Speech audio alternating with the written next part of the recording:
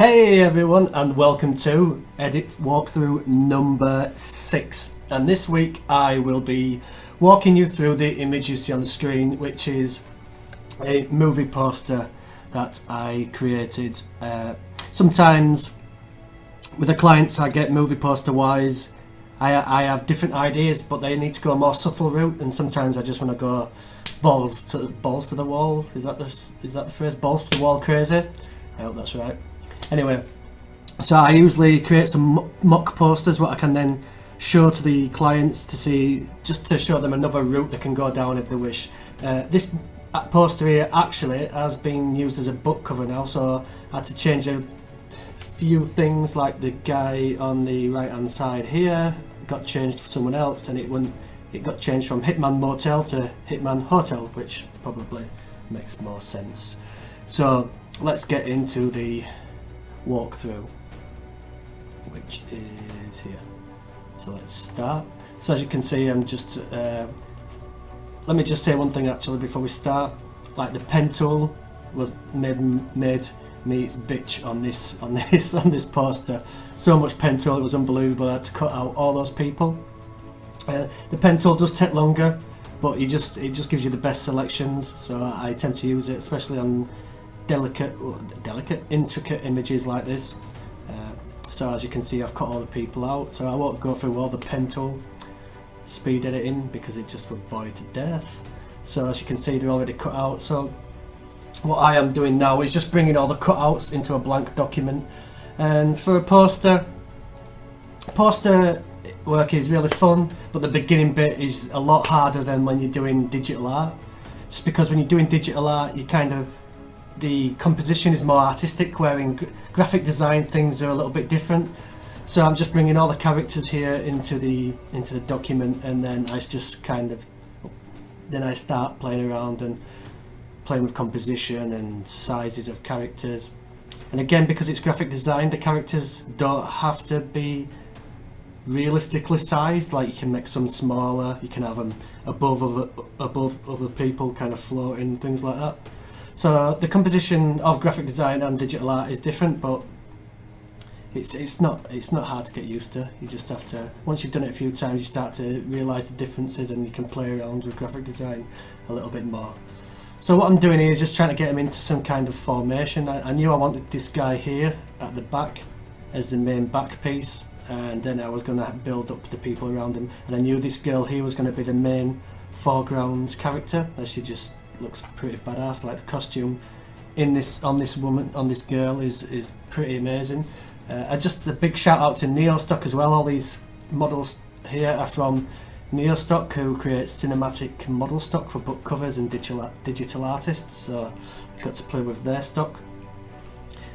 So here, this is kind of the formation I'm thinking now. I'll just kind of refine that a little bit more. It's good to sometimes as well to make shapes with all your characters, if you can do like a triangle. If you can make a triangle in your composition with your characters, it's always good. Here I was going more of a diamond shape, as you can see from the lines here. Then it kind of goes down here and then to here. So I've just stopped now, so I'm probably thinking what I'm going to do.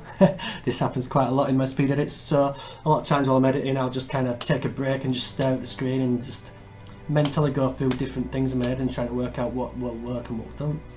So here I've got, again, free stock from Pixabay and Pexels and DeviantArt. So I'm going with the title. So what I'm doing here is cutting out the sign from a stock image, again with the pen tool. Just going around all the sign, and then I'll just non-destructively cut that out with a layer mask. As you can see, there we go. And then I will bring that image into the document with the characters as the title, or as part of the title. I'm just cutting around the wires now. It's always good pen tool to make intricate cutouts. So again, I kind of had a little bit of a vision in my head where I wanted this to go, but I didn't sketch anything down. I was just going to freeform it and freestyle and play around and see what comes up. And actually, this was probably one of my longest edits in quite a while. as you can tell by the running time, because the running time of this video is probably around 25 minutes compared to the other ones. So what I'm doing now is I thought I would try and get a neon effect on the Hitman part of the title. So I used a free font, and then I was going to use the styles effects, layer styles, to change it into a neon glowing sign, but as you will see as we go along, it just didn't work and it didn't look right. So I did waste a little bit of time actually doing this, but sometimes this is the way things go. You try things that don't work, so you just try a different route. So here I am in layer styles is very good for cool effects like outer glow, inner glow, adding bevels to fonts and text. So now we've got the title, or a semi-title. What I'm doing now is just adding more details into kind of the background, and I knew that I wanted a big explosion with things flying out from different angles, so this was the start of that. As you can see, just roughly cutting out around the cars and the smoke, using Refine Edge just to cut off the smoke. And now going in for the main background sky. I wanted to kind of go for the deserty exploitation kind of dusky sky what you see in posters and on movie posters. And at the bottom here, I kind of wanted this area at the bottom, because of all the craziness here, to be a bit more simple. So I just thought, and I also wanted a motel to be part of the image, and I didn't want it to stick it in the chaos of all the explosions and the cars and the people. So I thought if I just have kind of a border down here where the hotel is, and if I darken it, it just would leave me a nice little space to put credits and things like that. It's always good as well, just to, before you start, just to have a think where your credits and title's going to go. Like if you fill the image with graphics, then you're going to have nowhere, or it's going to be very busy when you put your title in. You need somewhere a little bit darker or simple to put the title, so it's not confusing and people can read it easy. Obviously this title is a little bit different to the normal titles, as I've used separate elements to like parts of the scene to be part of the title.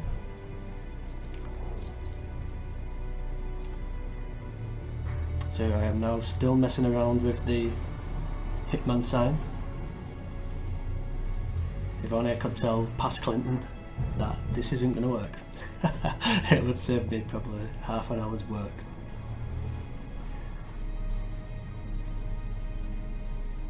So again, still playing around with the sign. As you can see with the background sky, and it's starting to look a lot better. Still looks very rough around this area. When you've got a big image like this as well, sometimes it's just better to keep your layers in groups and name all your layers, because when you're going up and down trying to find certain layers, it can be a pain in the ass. So what I'm doing now is I wanted a bit more of a symmetrical sky. I didn't want it to be as freeform as it was. I wanted the lines of the sky to kind of match up with the symmetry of the group of the people. So as you can see, again, it's creating, you can just see the line would be going up here and then down here again, like that, as in a triangle. So it's all kind of, the lines are leading the same way to the point of this guy here. So that line goes down here, this line of the sky goes up there, the line of the sky goes that way, and this shoulder goes this way. So again, it's not massively like structured and composed, but you've just got to think of these little things when you're putting an image together. So now zooming out, playing with the characters, there's a lot of space here around the sides. So now going into my stock library, finding a good explosion to use in the background. I've actually used this stock image as an explosion numerous times in numerous images. It's just a really good free stock image that I think was on Pixabay. And you can kind of manipulate it and paste it over the top of each other and just keep going for as much as you want and create a huge explosion. Especially like these bits here. As you can see there, I was just painting in and out bits of explosion with a brush just onto the layer of the explosion.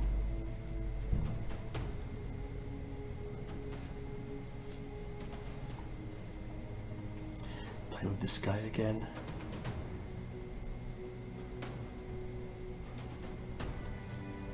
So what I'm going to do now is bring in separate elements of the things flying out of the explosion. So again, just free stock images I bought, so I didn't even pay for. These were free, so I just kind of downloaded lots of like smashed up cars or American looking vehicles to be shooting out of the explosion. This police car looks pretty cool because all the front end was smashed in. So I'm just resizing it with free transform and just placing it into the image. And because it was a little bit blurry to start off with, I thought if I had motion blur to the car, it'll kind of blend it in a little bit more and go with the story that it's shooting out of the explosion. So bringing in a fire texture now, a fire overlay, just putting that on screen blend mode, so any pixels darker than 50% grey disappear and just the light pixels maintain and stay on the screen. Adding the same stock fire explosion in and just moving it around and playing with it, resizing.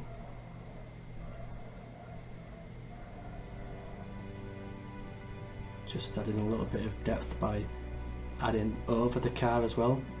When you want to create depth, you want things behind the middle image, but also things in front of it, overlaying it and overlapping, so it sinks into the scene better.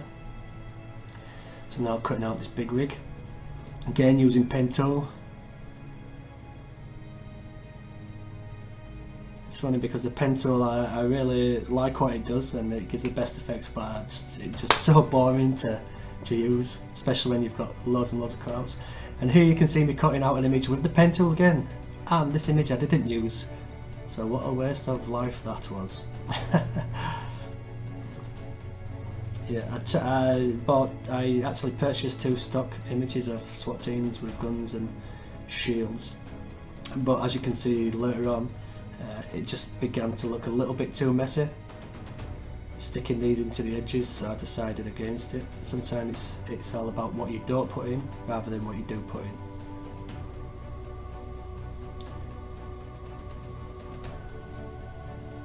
Again, using a non-destructive layer mask. Now you'll probably just see me messing around trying to work out where this is going to go. Well, actually no, I went and wasted more of my life on the pen tool, cutting these guys out. Just imagine what I could have been doing with its free time. Instead of cutting out these things I don't even use. Could have eaten at least 6 packets of crisps. Listened to at least 3 Ed Sheeran songs. So here we go, cutting out still. Going down, blah blah blah blah. Again, non-destructive with a layer mask, bringing it in, waste of time. Moving it around again, even more of a waste of time, moving it down. And as you can see, this little car has appeared here, which I did cut out and add in as well, which I probably didn't screen record. So by magic, it is here. So again, as you can see, it just started looking very, very messy, so I decided against it. Now just moving the sky so the lines up better with the lines I was on about. As you can see now, look at this line coming down here with the people, and this one with the people, and then you've got the sky kind of mirroring that. So what I just did then was add a photo filter to the top of all the layers, so it just kind of blends in the layers that little bit better together. And this is that's something I usually do before colour grading. So now I'm just kind of playing with the tone of the sky, adding a little bit more contrast. As you can see, I've put the truck in and I've got the other truck here and this car here. And now it's time to add some fractals. Again, free stock fractals from DeviantArt. Oh, actually these could be Pixabay. Just to add some kind of debris to the explosion, as there would be little pieces of debris flying everywhere. And now again, the same stock explosion image, building that up behind the people.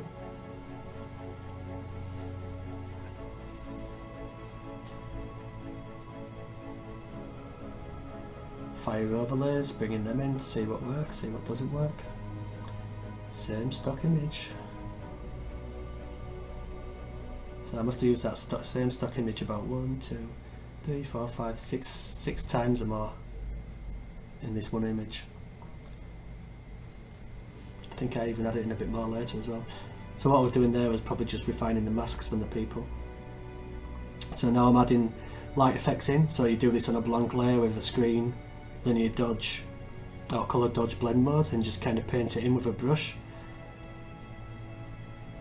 Again, adding the same stock explosion in, painting over certain details.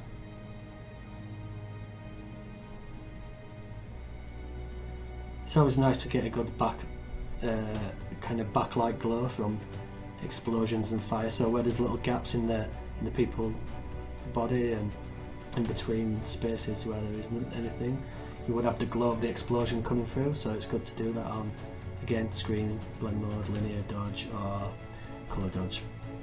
So now adding some kind of embers in now from the fire, which would be rising up in the air. And it's good you can play around with this. You can add them to create separation between the layers of people. You can add little details in just to separate the group of people a little bit, as I'm doing here. As you can see, I've got the embers coming up through here. And I do believe I've put some more explosion up there maybe later on.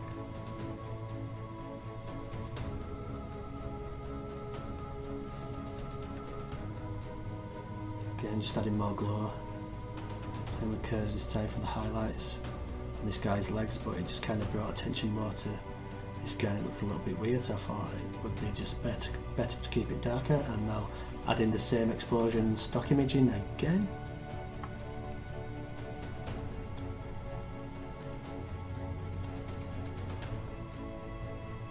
Now I decided to play around with this guy at the back and thought maybe it'd be good if he was bigger, but it just kind of messed up the whole composition of the group.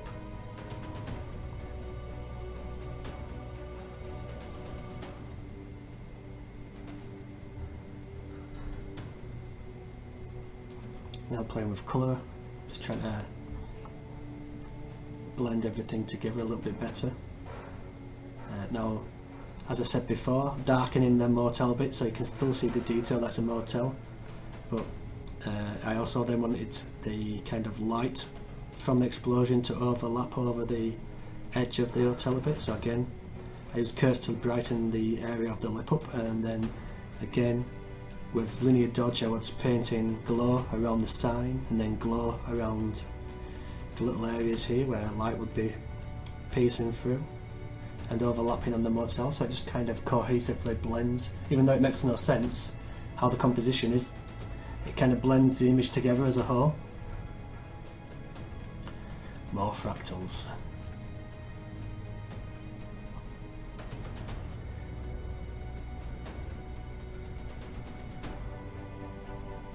Adding motion blur to the fractals so it looks like they're moving. And then just lowering the opacity on them so they kind of blend in with the explosion a little bit more. Adding more light to the explosion bits.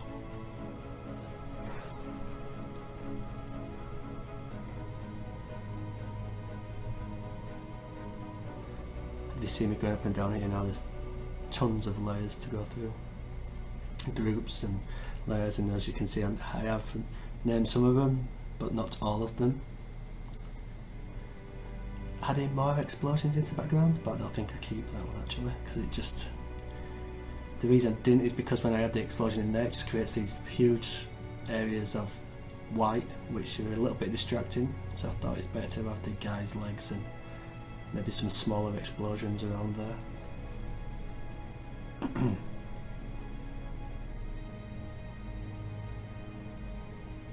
And this image wasn't all done in one go either, it was done in separate parts, so I don't feel you have to tackle these big images in one go, because I'm pretty sure this was 5 hours and probably more, and yeah, actually probably more than that. So just doing that in one go, I think it's got to go away because it's still kind of is in your head and you'll be thinking about it still, and then you might come up with ideas what are better than if you just sat there trying to smash it all into one go. So now for the dodge and burn, I do this on all my images, so if you've watched one of these walkthroughs before you'll have seen this part, but I just use curves, adjustments, invert the layer masks, and then I paint the dodge and burn into the image non-destructively. So I go over the highlights with dodge and burn the shadows to create form, and then I also do it for detail to pull out details. So as you can see, I was doing it for form, but when I come into the eyes I'll be doing it for detail to pull out the darks, and then on the jackets again for form and detail. If you look here you can see where I've missed masking off part of the sparks and the flames, but I do get to that later. So again, I do this for all the characters, so let me just go through this a little bit quicker. So you've probably seen it a million times. Let's go back a bit. So dodging and burning, then I realised, I think while I was dodging and burning, that the hair here, realised that part of the hand of the guy was missing and I hadn't cut all these bits, so I stopped in the middle of dodge and burn and then fixed these. And to get the fingers, what I did was I took this little bit of finger here and then resized it to add it to these fingers, because for some reason the mask wouldn't let me paint it back in, and then I just used the layer masks to blend out the skin. And again, then I just kind of cut out pieces but didn't look right and added them on and then refined that. And then I think because in fact now I went back into dodge and burn. So again, just dodging and burning the image, creating depth to the face and detail. Just move on a little bit. We've all seen the dodge and burn.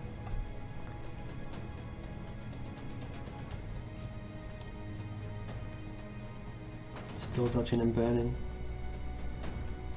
As you can see, that was me switching it on and off. You can tell the difference. You just get that painterly feel to the image. And then I do sometimes, or in fact a lot of the time, just duplicate my dodge and burn layer and then pull down the opacity, and you get a quick jump in stylization because you're duplicating the dodge and burn. So you're doubling it, but you can always refine it by using layer masks to take it away from places where it's too strong and lowering the opacity. As you can see, I just went over the lines of the sparks. I was giving a little bit of dodge and burn to the elements of the cars, which I didn't go mad on, I just did it a little bit just to add a little bit of contrast.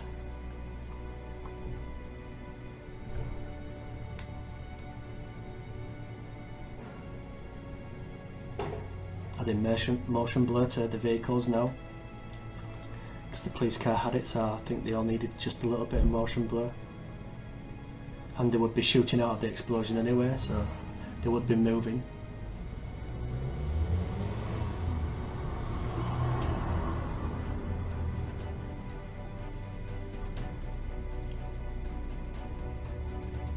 Now I'm probably just sitting back and looking at the image and trying to work out what else I should do, or if anything needs refining.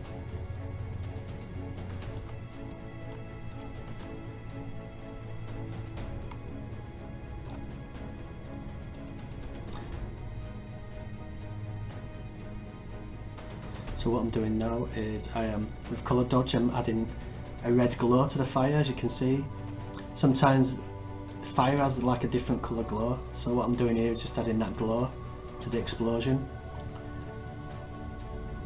using colour dodge and dust particles to add in flares and glares and whatever you want to call them, all that kind of jazz. So what we're doing now is doing the final colour grading with a gradient map. So as you can see, all the overlays are here, again on screen blend mode, so you get the little dust spots and the glows here. And then using gradient map to colour tone the image, I give it kind of orangey red tones, as you can see. And then selective colour. There you go, to add some colour into the shadows, which always gives you that kind of painterly feel. I've started adding red into my shadows because you get a bit, either red or blue is best, I believe, to add into the shadows. You just get more of a painterly feel. So what I'm doing now is I've just gone into color effects and just added some, added a bleach bypass, but then really lowered the opacity down.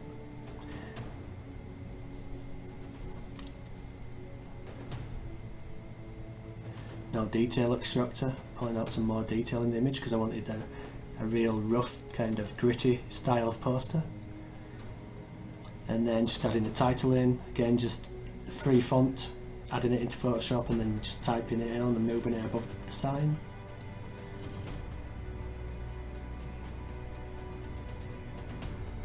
And sharpening the image with Smart Sharpen, so I tend to go through either Smart Sharpen or Topaz Detail for sharpening images, it depends.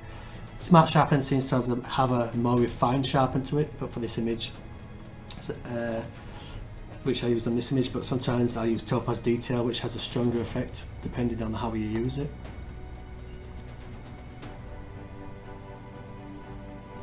As you can see, I did try Smart Sharpen and then went into Topaz Detail and used Topaz Detail for the sharpen.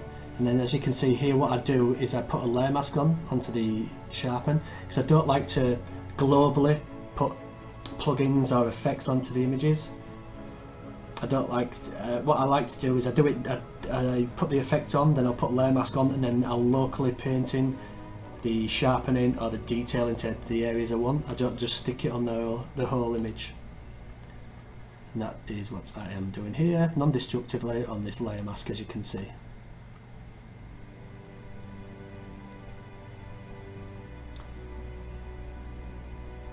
And that is the final image right here.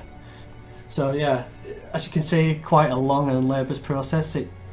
From these speed edits, you can't tell like the amount of work went in. I cut a lot of the pen tool out from the beginning because I didn't want to bore you with it, and literally I must have spent hours just on the pen tool alone cutting things out. But you can't get better cutouts than from using the pen tool, I don't believe. But yeah, as you can see, there was a lot of organising, playing around with characters, and then it was just slowly building up. So big images like these, it's just small adjustments and small additions over and over and over again. It's not big things everywhere. It's just Photoshop is just a lot of small things over and over again, and then finally you'll end up with something as crazy as this. So anyway, I hope you enjoyed it. I hope you've learnt some new tricks maybe, or you've seen some things you've not used before and you might think about trying it yourself. I'm active on Facebook and Instagram and YouTube, so if you've got any questions, always feel free to get in touch with me and I'll try and reply as soon as possible. And yeah, thanks a lot guys. Peace!